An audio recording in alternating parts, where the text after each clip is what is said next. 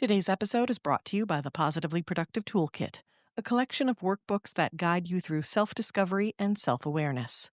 These self guided workbooks, which include links to assessments, can be completed in minutes.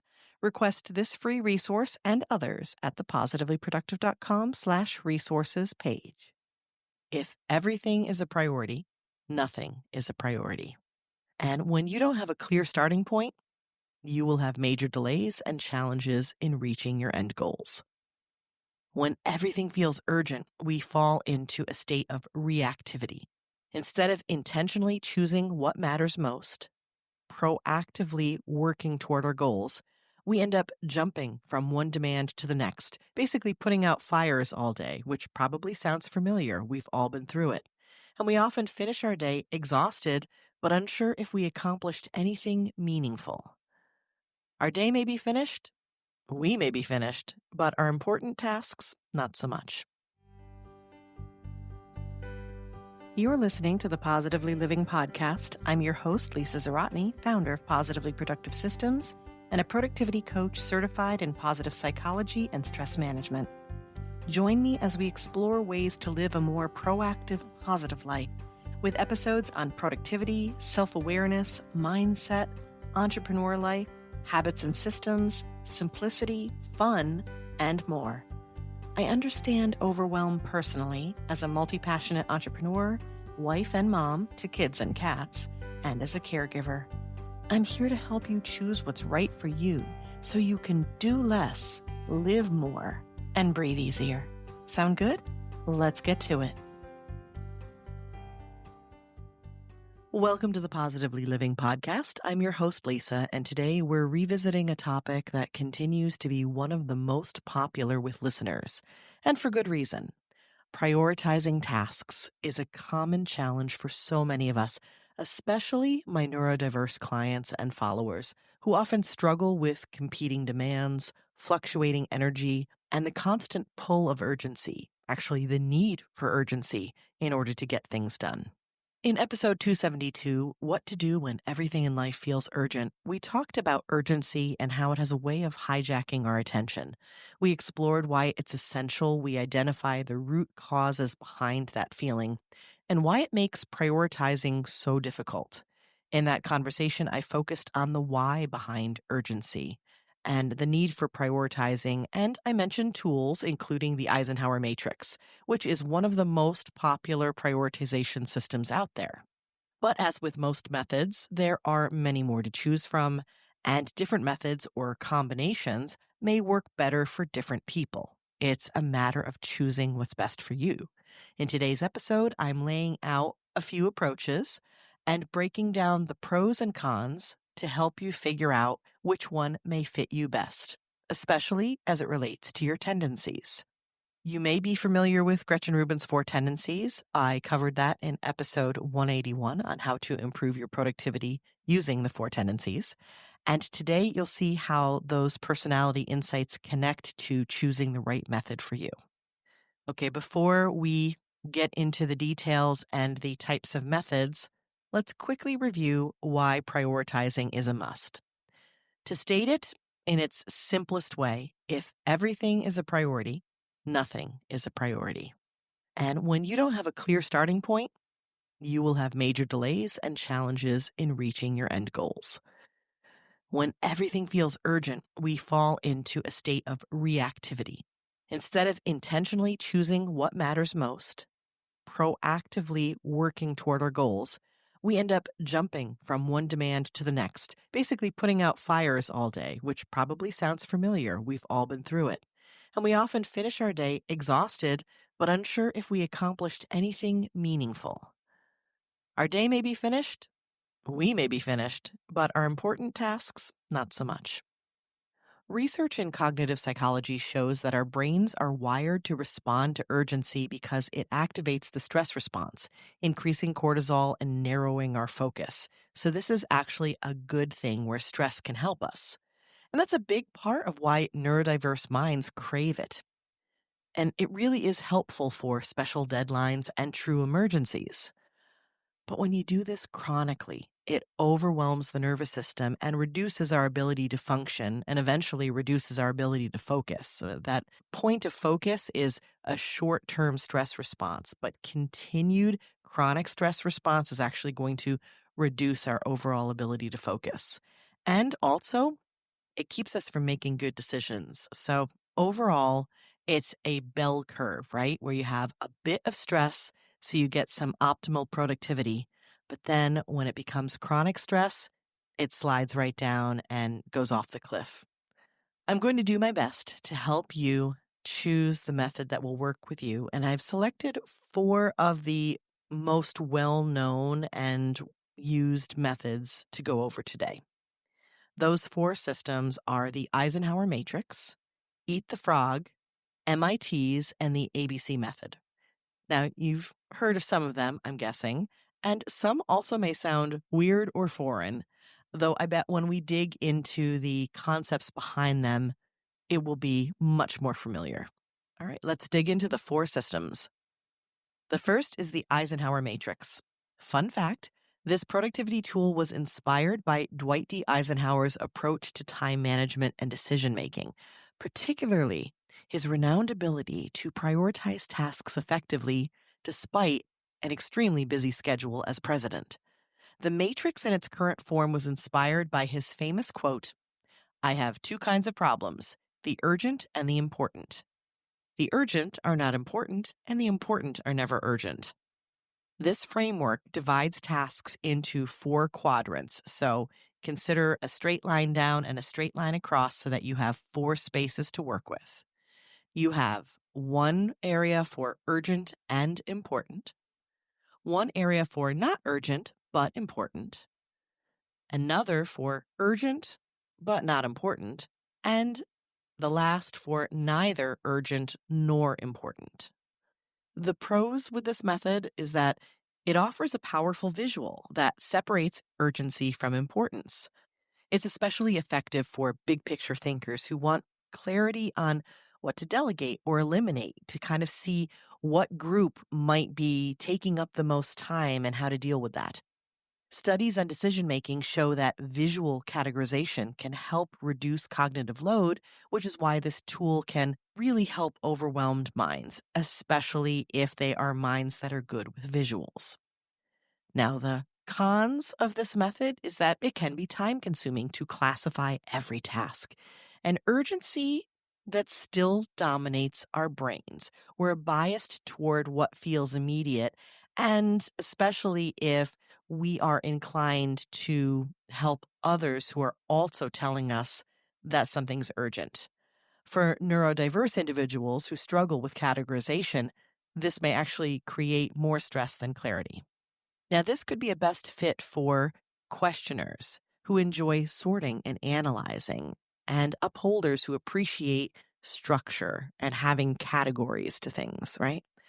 Rebels may resist the rigidity of the categories, and obligers may struggle with other people's urgency overriding their own. Conceptually, the idea of having things that are urgent and important and varying combinations of that is fine. But when it comes to other people saying, I have something that's urgent and that urgency overriding, obligers are going to be inclined to go with that urgency. So for this one to work for them, external accountability and assessment will be key. A quick tip on this, one of my favorite questions for any tendency, actually, but I guess especially obligers, would be to ask, whose urgent is this? When you have a lot going on, it's easy to place nearly everything in the urgent box because that's how it feels. Now, by working through these quadrants, you can find the tasks that can actually wait, keeping in mind that sometimes that only means waiting until the second or third task, or waiting a couple of hours, or maybe even a day. And sometimes that seems like way too long, but in the big picture of everything, it really isn't that long. Be careful not to let our microwave instant gratification kind of tendencies in society make you believe that you have to complete all your tasks at the same speed and that has to all be immediately.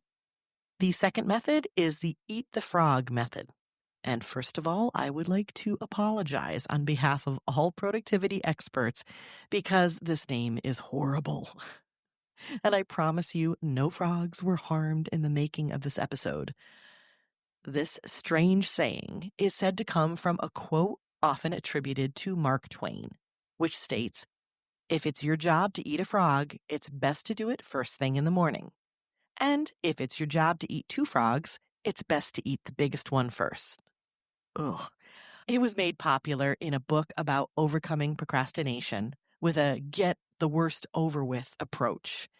But now it's come to mean doing your hardest and most dreaded task first thing in the day, and there's a reason behind it.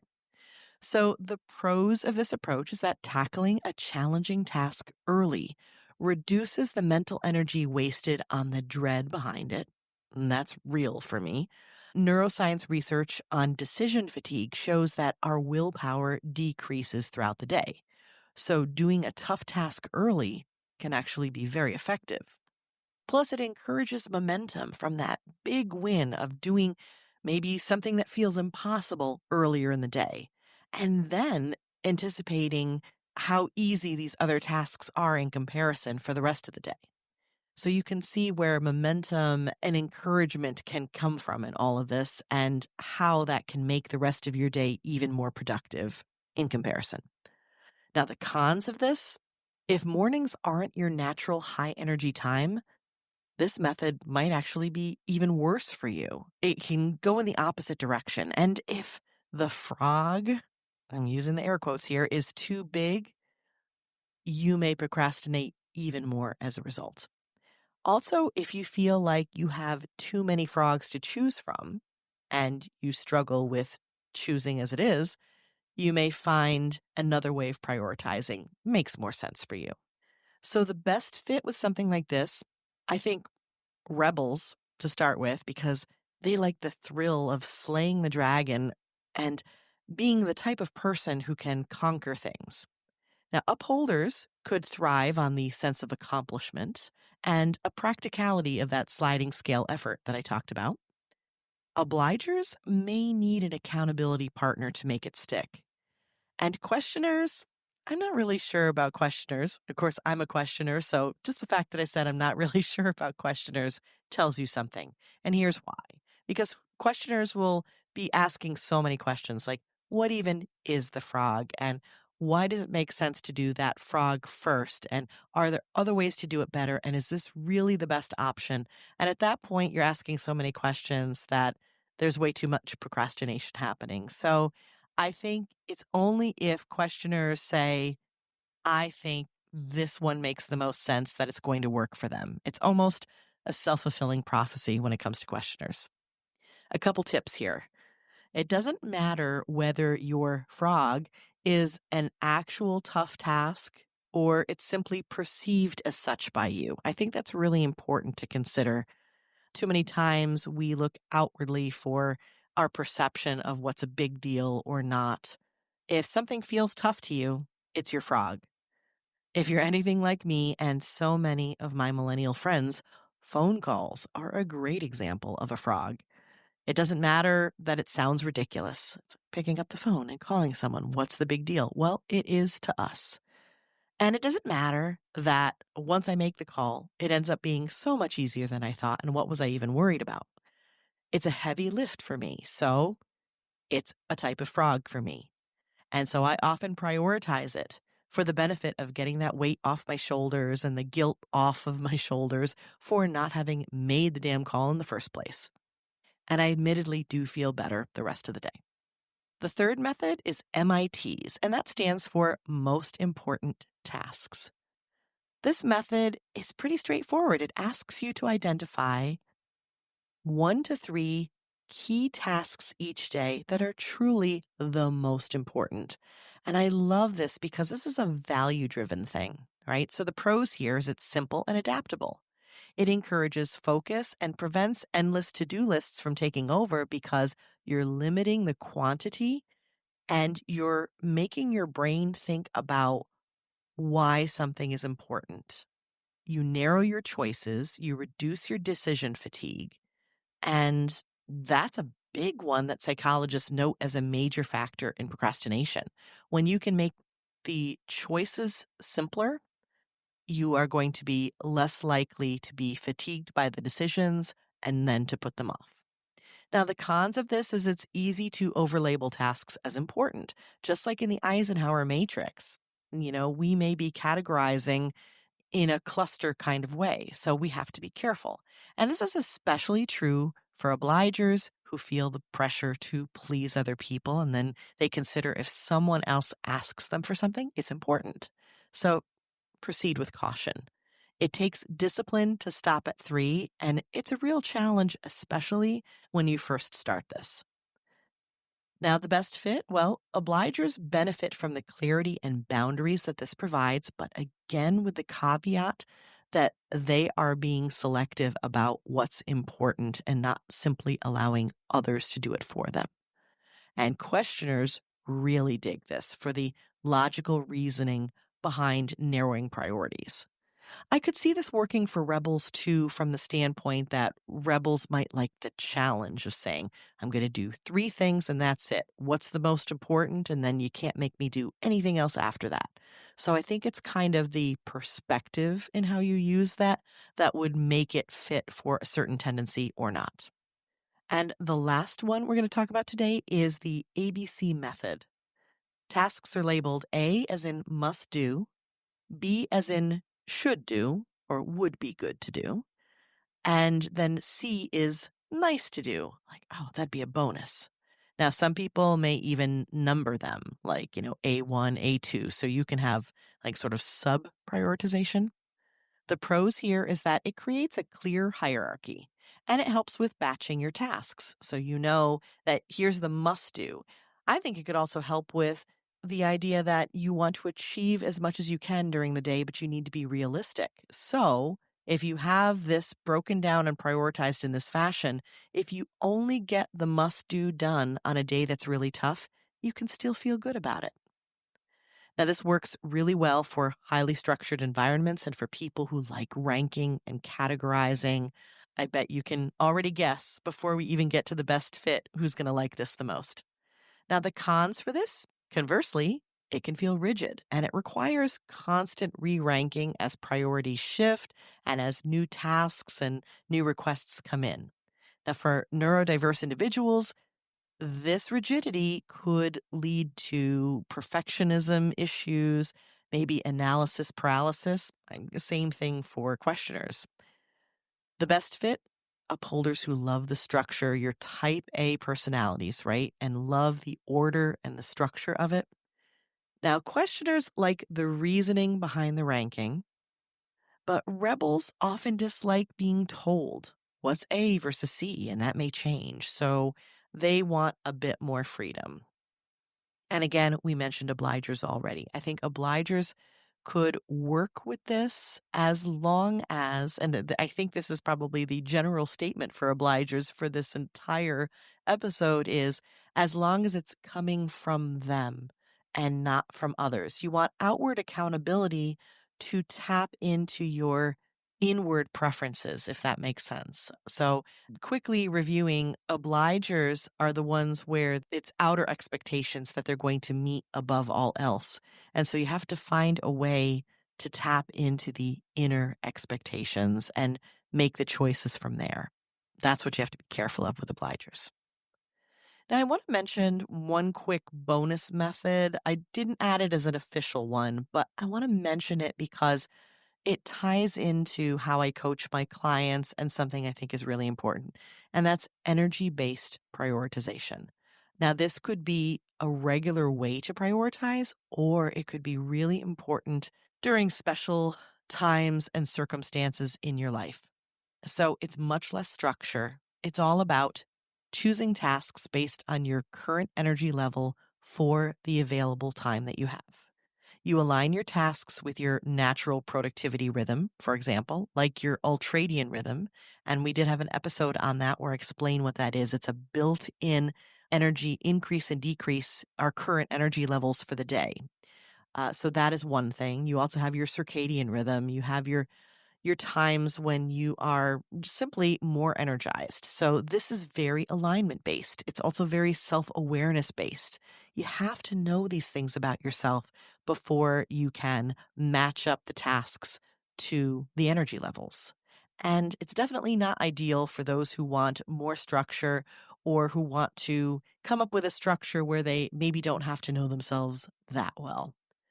Rebels may thrive with this because it's very much about who they are as a person, right? It's not telling me what to do. It's like I'm going with my flow. And interestingly, I do love it for obligers, again, if they're willing, because it encourages them to consider how they feel at any moment. Someone else can't tell them that they're high energy or low energy at the time. They have to figure it out for themselves, and that encourages them to look inward. All right. So now you know some options that you have in front of you. What do you do to take action, to consider the pros and cons, choose one, put it into practice? Well, first step is make sure you try one method at a time. Don't immediately start to combine. Choose one system that jumps out at you and stick with it for a week. Try it. Now is not the time to mix and match because that's going to muddy up the waters. Think about it like a scientific experiment. Every time you try one of these new systems or methods or techniques, you want to see how it feels for you and pay attention to what's working and what's not. The second tip that I have for you is to pair this with your tendency. Now, there are a number of tendencies that can work with these for different reasons. Hopefully, something that I described jumps out at you that says, ooh, I probably would like this one best. Let me try it. So consider your tendency and consider the one that feels doable to you and go for it. And if you're not sure about your tendency or other aspects of how you work, I have some resources for you. In particular, the Productivity Toolkit, which you can find on the resources page of the positivelyproductive.com website. That has a number of workbooks in there, and one of them is the assessments workbook. And in that workbook, I have all the assessments I use with my clients when we work together and all of the links directly to it. So it's a PDF with the links. You can click right on that link and go to the free quiz that you're looking for. The 4 tendencies is one of them. So go for it, check it out, figure out what tendency you are. And as a bonus, please message me on social media, or if you are on my email list, which you can also sign up for with any of these free resources, or even just on the resources page, you can always click reply to an email you receive from me and let me know. I would be curious to see how that tendency plays out for you in all of your productivity efforts. The third tip for taking action and choosing a method is to check in with yourself and see how it feels. Don't skip over this. It's so easy to try something and then quit it. You need to review what's happening. You need to ask yourself questions like, did this bring me more clarity? Did this make setting up my calendar easier? Did this help me do the things that I wanted to do? Or was it confusing? Did it take more energy to set it up than I would have needed to do the things? Did it add more stress? Those answers will tell you a lot. And the last tip I have after you've done those things is to go ahead and mix and match. Prioritizing is something you need to apply to many aspects of your life. So I don't necessarily mean that you want to mix and match together in the same place that you're trying to prioritize, but do feel free to use different systems for different things. For example, and this actually is something that works for me, the Eisenhower Matrix can be really great for weekly planning and considering urgency and importance and kind of like where you want the general like organization of all the things that need to be done. But when it comes to your daily work, where you have to sit down and you have to get stuff done within a limited amount of time, MITs can be really helpful. I actually love MITs for daily tasks. Yes, I've got a list a mile long of stuff I need to do, but realistically, what are the 3 top things I need to do in a day? And if I get those done, I feel great. I can call the day a success. And think about it. Even 5 days a week, giving yourself off the weekends, that's 15 important tasks that you managed to get done. That's something to celebrate. And then after all that, you can also pull in energy-based prioritization as needed, maybe when different seasons of life call for it or different circumstances. That's the whole point of prioritization, right? And to find systems like this, to find a method that works for you in your season of life. And that also may change, so be open to all of that.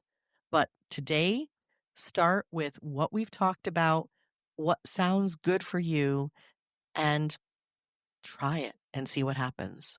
If you'd like to dive deep into more about what we talked about today, I encourage you to check out episode 181, How to Improve Your Productivity Using the 4 Tendencies, and episode 272, What to Do When Everything in Life Feels Urgent. Those are great complementary episodes to today's.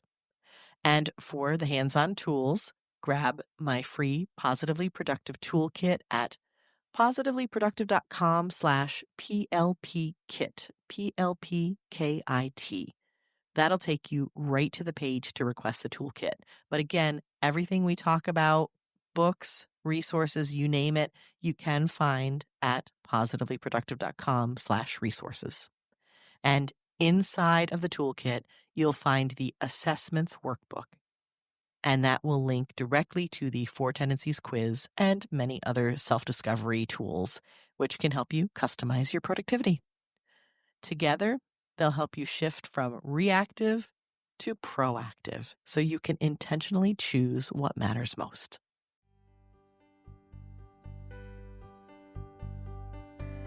Thank you for joining me today. Your time is precious, and I'm honored you chose to spend it with me. If you have feedback or questions, you can find me through the Connect page of the positivelyproductive.com website. And if you're looking for any of the resources mentioned here, from books to products to training and more, go to positivelyproductive.com/resources.